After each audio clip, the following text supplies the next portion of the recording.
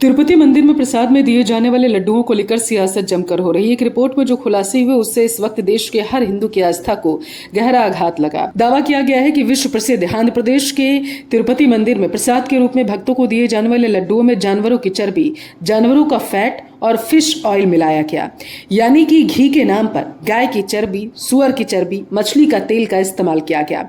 हैरानी की बात तो यह है कि कोई पहला मामला नहीं। इससे पहले भी सन 1985 में जब प्रदेश में तेलुगु देशम पार्टी की सरकार थी, तब भी दावा किया गया था कि तिरुपति मंदिर में जो प्रसाद भगवान को भोग लगाया जाता है और जो प्रसाद भक्तों को महाप्रसाद के रूप में दिया जाता है, उसमें कुछ गड़बड़ है। हालांकि फिर सरकार बदली और इस मसले को ठंडे बस्ते में डाल दिया गया। 1715 से भक्तों की तिरुपति मंदिर में लड्डू का प्रसाद दिया जाता है। यह प्रक्रिया बदस्तूर जारी है। क्यों अब इस पर सवाल उठ रहे हैं? क्या है आखिर उस रिपोर्ट में जिसने आंध्र प्रदेश की सियासत को हिला कर रख दिया?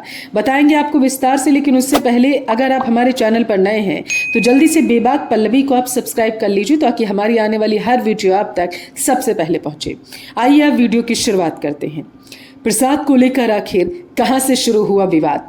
सबसे पहले तो आप ये समझिए कि तिरुपति मंदिर भोग के प्रसाद को लेकर विवाद आखिर शुरू कहां से हुआ। दरअसल सीएम चंद्रबाबू नायडू के अमरावती में विधायक दल की बैठक में दावा किया गया था कि तिरुमाला लड्डू घटिया सामग्री से बनाया गया। वे घी के बदले जानवरों की चर्बी का इस्तेमाल कर रहे हैं।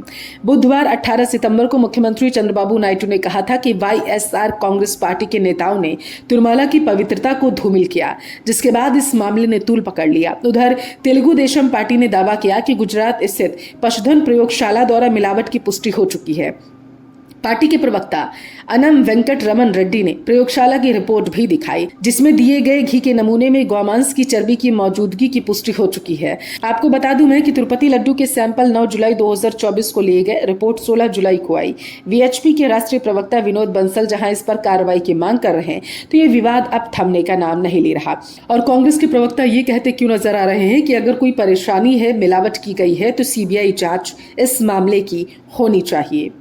दरअसल आंध्र प्रदेश के मुख्यमंत्री चंद्रबाबू नायडू का कहना है कि वाईएसआर कांग्रेस पार्टी की पिछली सरकार में तिरुपति मंदिर में प्रसाद और भोग के लिए जिन लड्डुओं का इस्तेमाल किया गया, उनमें घी की जगह जानवरों की चर्बी का इस्तेमाल हुआ। इसका सीधा असर मंदिर की पवित्रता पर पड़ा। अब आप जरा यह रिपोर्ट देखिए। कुछ न्यूज़पेपर्स में जो ऐड दिए गए, लेख के अनुसार इस रिपोर्ट में जो खुलासे हुए वो सच में चौंकाने वाले। जो सैंपल जांच के लिए भेजे गए, उनसे इस बात का खुलासा हुआ है कि लड्डुओं में मिलावटी घी का इस्तेमाल किया गया, जिसमें मछली का तेल, एनिमल टैलो और लैड की भी मात्रा है। बता दें कि एनिमल टैलो का मतलब पशु में मौजूद फैट है। दावा किया जाता है कि पशुओं की चर्बी से भी घी बनाया जा सकता है और ऐसे ही घी का इस्तेमाल लड्डुओं को बनाने में किया गया होगा। 4 दशक से छिड़ा है लड्डू की गुणवत्ता पर विवाद। आपको जानकर हैरानी होगी, लेकिन तिरुपति बालाजी मंदिर में बंटने वाले प्रसाद के लड्डू कोई पहली बार विवाद में नहीं आए। इनकी गुणवत्ता पर तकरीबन 4 दशक से सवाल उठे। 8 सितंबर 1985 को भी कई सवाल उठाए गए कि पूर्ववर्ती सरकार के जरिए लड्डुओं की गुणवत्ता के साथ खिलवाड़ किया गया। दावा किया जाता है कि विवाद खड़ा होने के बाद फैसला लिया गया था, अब इन्हें केंद्रीय तकनीकी अनुसंधान संस्थान की देखरेख में बनाया जाएगा। लेकिन थोथा जना बाजू घना वाली कहावत यही मामला बनकर रह गया। मंदिर में रोज 3 लाख लड्डू बनाए जाते हैं।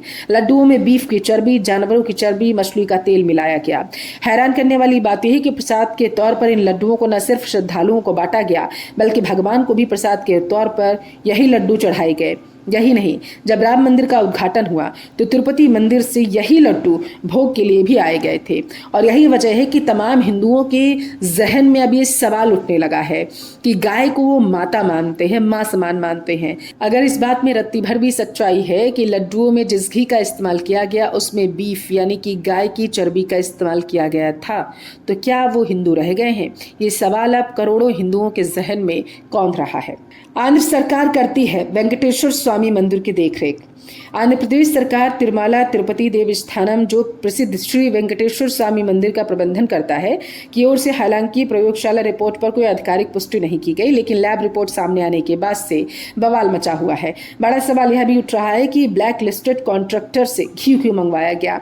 टीटीडी के सूत्रों ने कहा है कि जहां गाय का घी ब्लैक लिस्टेड ठेकेदार से मात्र 320 रुपए प्रति किलोग्राम के हिसाब से खरीदा जाता था, अब तिरुपति ट्रस्ट कर्नाटक महासंघ से 475 रुपए प्रति किलोग्राम के हिसाब से घी खरीद रहा है।